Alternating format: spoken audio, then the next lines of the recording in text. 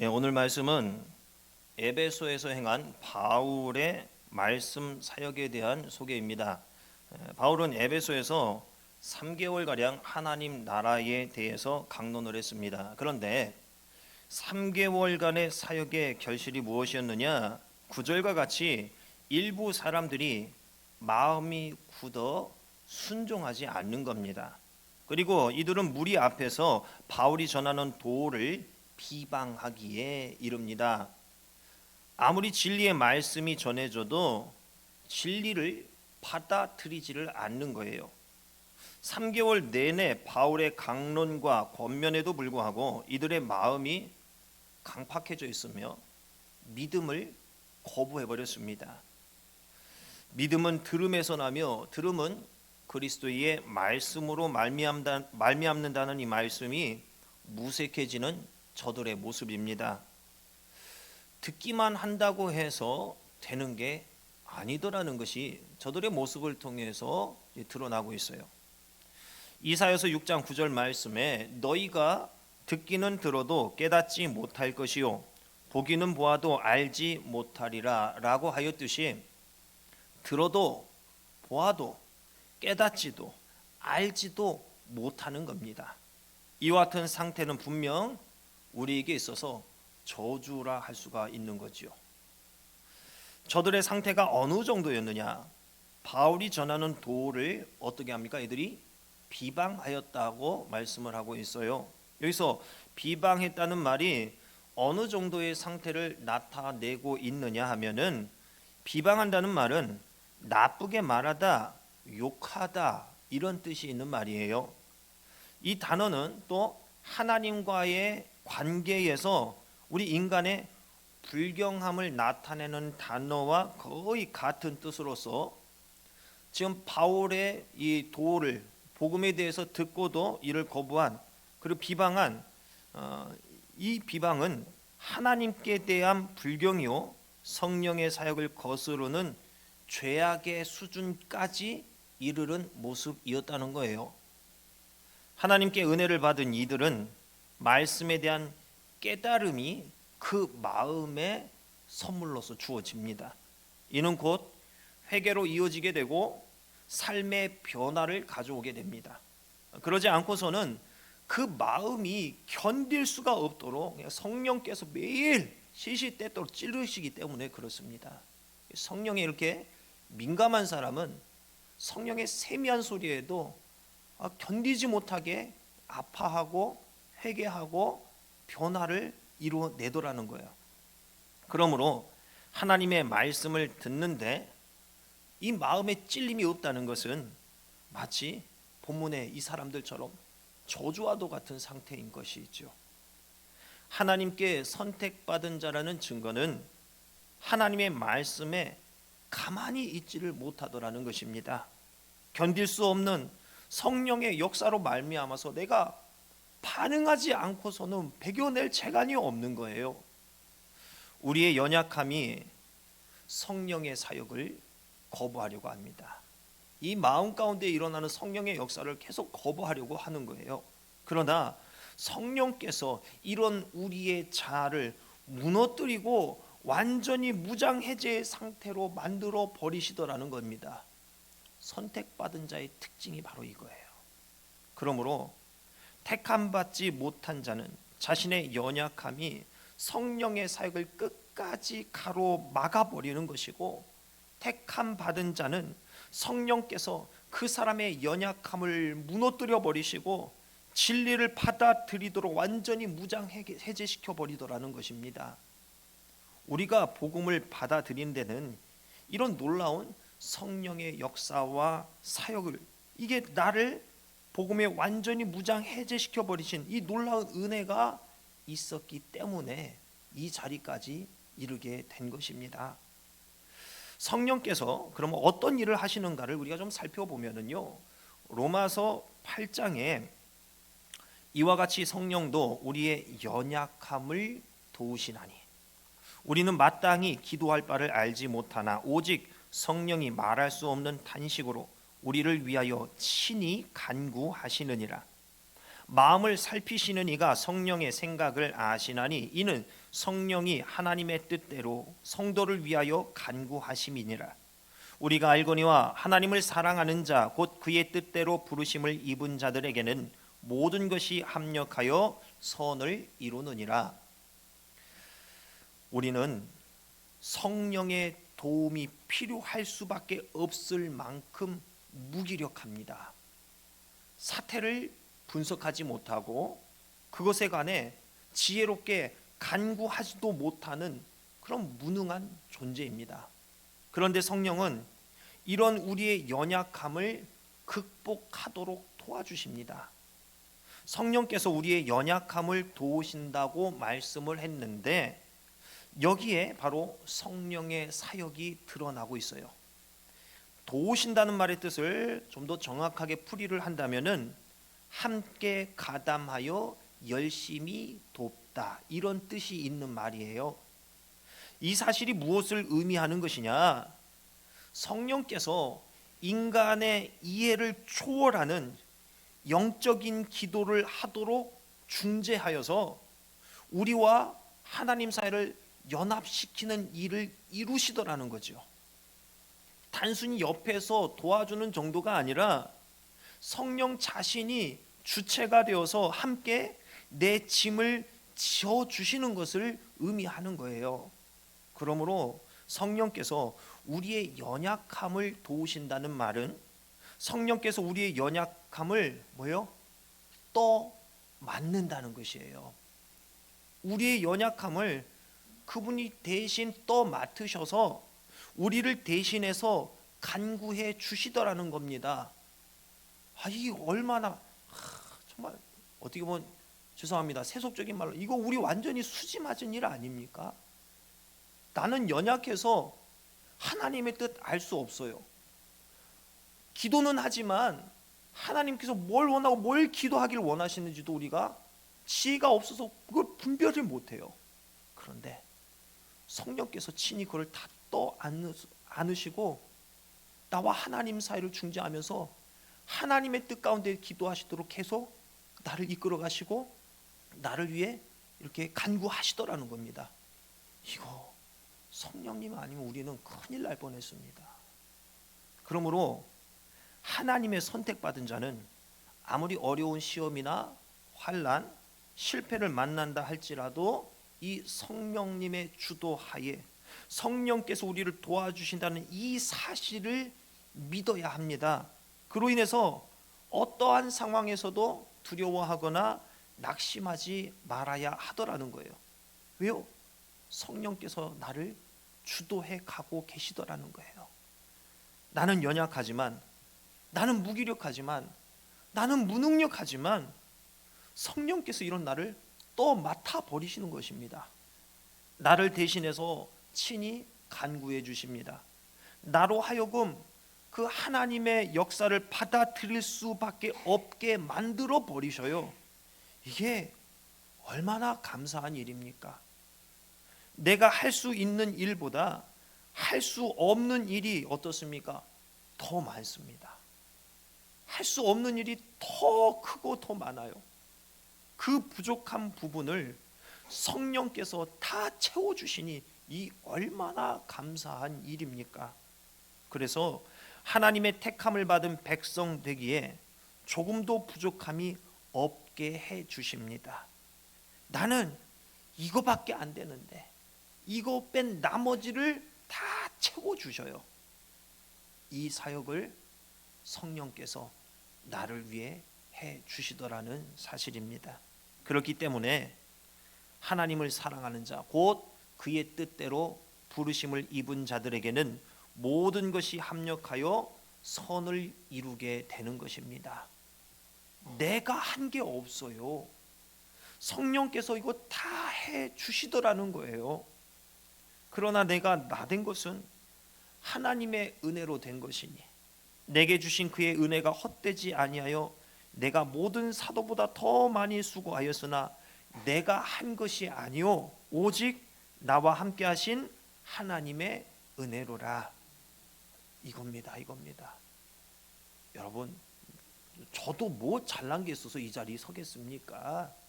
저는 누구보다 제 한계를 너무나 잘 알아요. 이거밖에 안 되는 존재인데 성령님께서 이거 채워주시는 거예요. 이 단점을 성령님의 강함으로 다 채워주시더라는 거예요. 연약해서 설 수 없어요 저는. 그런데 그분께서 저를 세워주시더라는 거죠. 우리는 성령님 의지해야 됩니다. 의지하지 않고서는 우리는 평생 이것 가지고만 살아가는 거예요. 그분의 도우심을 우리는 그래서 늘 구해야 됩니다. 왜 그래야 되는가? 우리가 또 다른 이유에 대해서 또 살펴보겠습니다. 고린도전서 2장 10절 말씀에 오직 하나님이 성령으로 이것을 우리에게 보이셨으니 성령은 모든 것 곧 하나님의 깊은 것까지도 통달하시느니라. 나의 연약함을 또 맡으시고 간구하시는 성령님이 모든 것 곧 하나님의 깊은 것까지도 통달하시기 때문이에요. 하나님의 깊은 비밀까지도 다 알고 계시기 때문이에요. 어느 누가 하나님에 대해서 다 알 수 있다는 말입니까? 그분이 만드신 이 우주에 대해서도 우리가 기껏해야 이 정도만 아는 거잖아요. 이걸 만드신 분인데 그분을 우리가 어떻게 다 이해할 수가 있겠습니까? 이해할 수가 없습니다. 그 누구도 이거 할 수가 없어요. 그런데 성령께서는 하시더라는 겁니다. 성령을 의지하여서 그분이 인도하시는 대로 순종하여 따라만 가면 하나님의 그 깊은 뜻까지 순종하게 되더라는 것입니다. 성령께서는 우리에게 하나님의 이 비밀스러운 그 지혜를 열어서 알게 해주십니다. 인간이 감히 예측조차 할 수 없는 무한히 깊고 풍성하신 하나님의 뜻을 성령께서는 이걸 다 완전하게 아시고 나에게 하나님의 지혜를 드러내주는 그 사역을 하고 계시더라는 겁니다. 우리는 아무리 노력해도 하나님의 심오한 뜻과 그분의 속성을 알아갈 재간이 없습니다. 성령께서는 하나님의 은혜의 계획들을 완전히 이해하고 계셔요. 그런데 그분께서 내게 하나님의 지혜를 드러내기에 또 충분한 능력이 있으셔요. 이처럼 하나님의 이 오묘하신 뜻과 섭리는 하나님과 온전히 하나 되시는 성령님만이 알 수 있고 또 우리에게 전달하실 수가 있습니다. 우리 인생에 성령께서 안 계시면은 안 되는 거예요. 큰일 나는 거예요. 그런데 본문의 에베소에 있는 어떤 사람들에게는 성령께서 함께 하시지 않았습니다. 그 결과 그들의 마음이 굳어지고 그래서 순종하지 않게 되어지고 하나님 나라를 바울이 전하는 도를 비방하기에 이른 것입니다. 그러므로 하나님의 말씀에 대한 나의 마음의 상태를 통해서 내게 성령께서 함께 하시는가 안 하시는가를 이것을 우리가 알 수가 있더라는 것입니다. 데살로니가전서 5장 19절을 보면 성령을 소멸하지 말며라고 말씀을 했어요. 성령이 내 안에 계시는데 소멸할 수가 있더라는 거예요. 근데 성령님께서 완전히 사라져 버린다, 뭐 이게 존재가 유에서 무로 완전 이게 아니라 소멸한다는 말은요, 불을 꺼버린다는 거예요. 성령은 불과 같은 속성입니다. 사람의 내면에 있는 이 죄악을 불태우고 하나님의 역사를 드러내도록 우리에게 뜨거운 마음을 부어주십니다. 성령을 소멸한다는 것은 성령을 꺼버린다는 것으로 성령의 활동을 강하게 억눌러 억제하더라는 거예요. 사람이 자기 본성대로 살아가는 것을 의미하는 것입니다. 하나님이 주신 은사를 의도적으로 활용하지 않는 거부하는 삶을 말하는 것입니다. 성령은 자꾸만 내 안에서 나에게 자극을 주셔요. 에레미야 선지자의 경우에는 하나님의 말씀을 전하는데요, 계속된 박해가 있었습니다. 또 성과 없는 선지자직 수행으로 인해서 이 선지자직을 포기할 것까지도 생각을 했습니다. 그런데 그럴 때마다 자기 안에서 강하게 역사하시는 성령의 역사로 인해서 말씀을 전하지 않고서는 본인이 답답해서 견딜 수가 없음을 느끼게 되는 거예요. 내가 다시는 여호와를 선포하지 아니하며 그 이름으로 말하지 아니하리라 하면 나의 중심이 불붙는 것 같아서 골수에 사무치니 답답하여 견딜 수 없나이다. 우리는 연약해서 내려놓으려고만 해요. 포기하려고 해요. 그런데 성령께서 이 안에 어떻게 뜨겁게 역사해서 순종하지 않고는 견딜 수 없게 만드시는 거예요. 성령께서 자꾸만 내 안에 이렇게 사역을 하셔요. 그러므로 우리는 기도할 때 계속 올라오는 나의 이 본성을 누르고 죽이게 해달라고 기도해야 되죠. 성령의 찌르심에 이 에레미야 선지자처럼 이 고통을 좀 느끼게 해달라고 기도해야 하는 것입니다. 나는 포기하고 싶지만 성령의 탄식을 내가 느끼게 되어서 성령께서 인도하시는 대로 하지 않고서는 견딜 수 없게 해달라고 우리 자신을 위해서 기도해야 됩니다. 성령의 사역에 무감각해진 것 자체가 바로 우리 인생의 경고와 같은 것입니다. 여러분 어떻습니까? 찬양을 할 때 무덤덤한 마음이십니까? 말씀을 읽어도, 말씀을 들어도, 예배 자리에 앉아 있어도 설레임이 없고 무덤덤한 그런 상태가 유지되십니까? 이거 경고입니다. 성령께서는 아주 세미하고 작은 것에 알게 하셔요. 하나님의 마음을 깨달아 알게 하셔요. 내 감정은 그게 아닌데 성령께서 이거 감정까지 사용하셔서 완전히 굴복하고 엎드리게 만드십니다. 그 역사가 나타나야죠. 그 역사를 우리가 사모해야 하는 것이죠. 바울은 에베소서 4장 30절에서 하나님의 성령을 근심하게 하지 말라 하였습니다. 에베소서의 앞뒤 문맥을 볼 때 성령을 근심하게 하는 일이란 뭐냐면 해가 저물도록 분을 품고 있는 것, 또 도적질하는 일, 더러운 말을 하는 일, 이런 것들이에요. 이것은 마귀에게 틈탈 기회를 제공하는 일이에요. 동시에 성도 안에 거하시는 성령을 근심하게 하는 일이 되더라는 것입니다. 무엇이 그렇다고요? 해가 지도록 분을 품는 것, 도적질하는 것, 이것도 탐심에서 비롯된 거잖아요.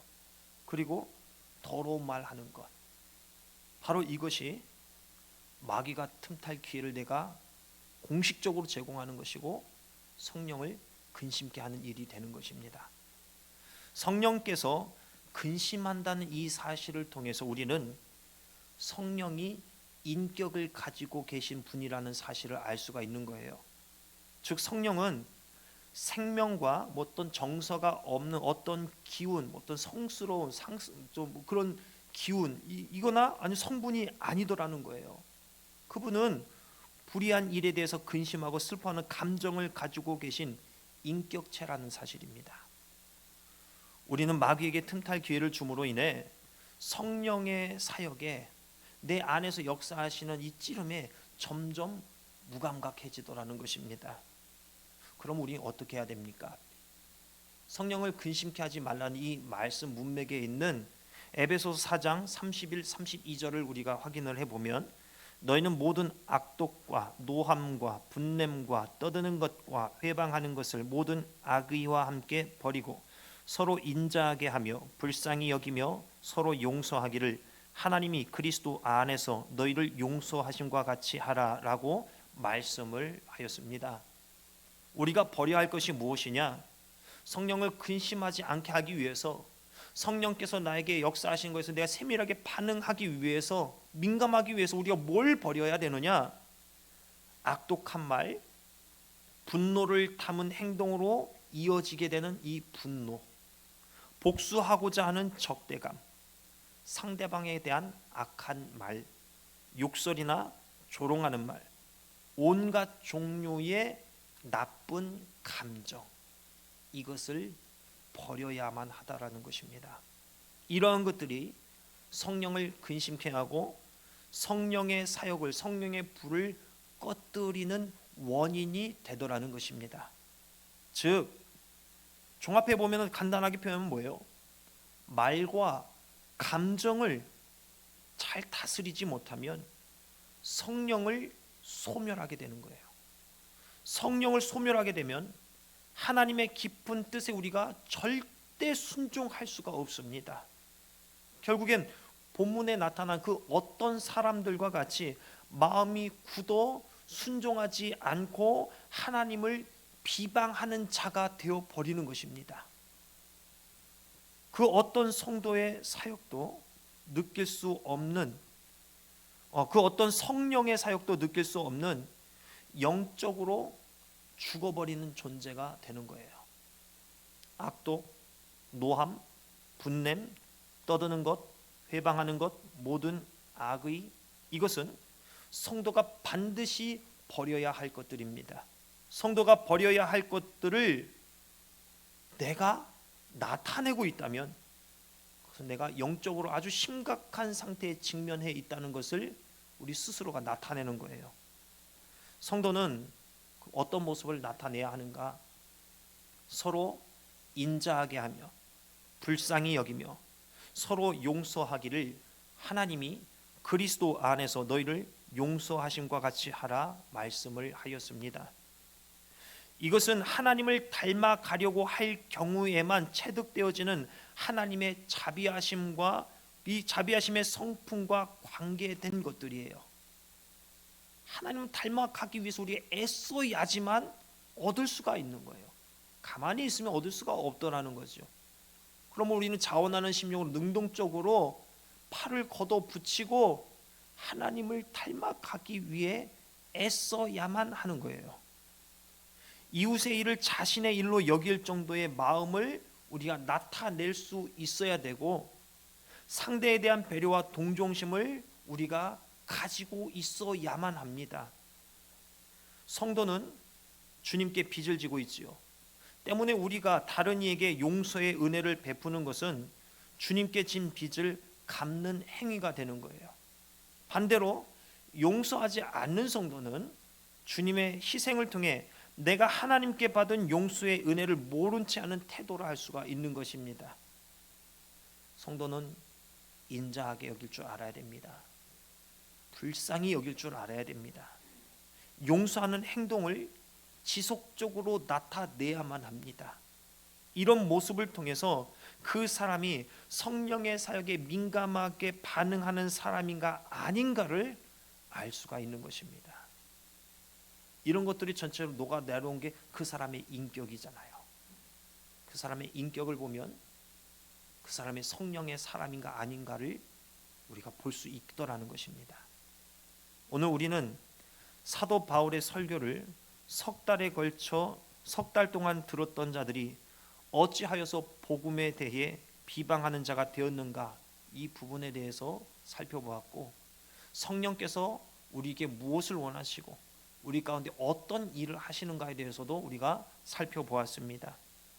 사람이 본성대로 살면 이 본성을 제어하지 못하면 성령님과 점점 멀어지게 됩니다.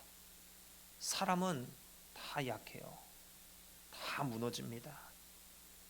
엘리야가 죽기를 고대하는 그 마음까지 무너졌습니다. 다윗도 무너져 내린 적이 있습니다. 그러나 하나님의 택함 받은 사람은 다시 성령님의 인도하심에 의해서 다시 일어서게 됩니다. 영원한 추락이 없어요. 연약해서 범죄할 수 있습니다. 그러나 성령께서 다시 탄식하는 마음을 주셔서 눈물을 회복하게 해주시고 회개하게 하시고 다시 회복해 주시더라는 사실입니다. 나는 성령님께서 함께 하는 사람인가? 성령을 소멸한 사람인가? 이 질문에 여러분의 이 영이 더욱더 깨어날 수 있기를 바랍니다. 성령의 사람이 맺는 열매, 여기에 여러분 관심을 가지세요. 그리고 그것을 맺기 위해서 정말 노력하세요. 안 되면 성령님께 도우심을 구하세요. 욕심을 구하는 것도 아닌 성령의 도우심과 성령의 사람 되게 해달라는데 왜 안 들어주시겠습니까? 너희 중에 아버지 된 자로서 누가 아들이 생선을 달라 하는데 생선 대신에 뱀을 주며 알을 달라 하는데 전갈을 주겠느냐? 너희가 악할지라도 좋은 것을 자식에게 줄 줄 알거든 하물며 너희 하늘 아버지께서 구하는 자에게 성령을 주시지 않겠느냐 하시니라. 구하세요. 우리가 받을 수 있는 가장 좋은 게 성령님입니다. 여러분 안에 있는 성령을 소멸하게 하는 여러분의 말과 품은 그 마음들 점검해 보세요. 내가 왜 은혜가 떨어졌는가? 내가 왜 감사 감격의 이 감정을 잃어버렸는가? 소멸해 버렸는가? 바로 성도가 품지 말아야 할 말과 감정을 품었기 때문에 그렇습니다. 하나님은 여러분이 관심을 가지고 성령을 구하면 반드시 이것은 응답해 주십니다. 성령에 소멸하지 않으며 늘 성령의 사람으로 살아가시기를 주님의 이름으로 축원합니다. 기도하겠습니다.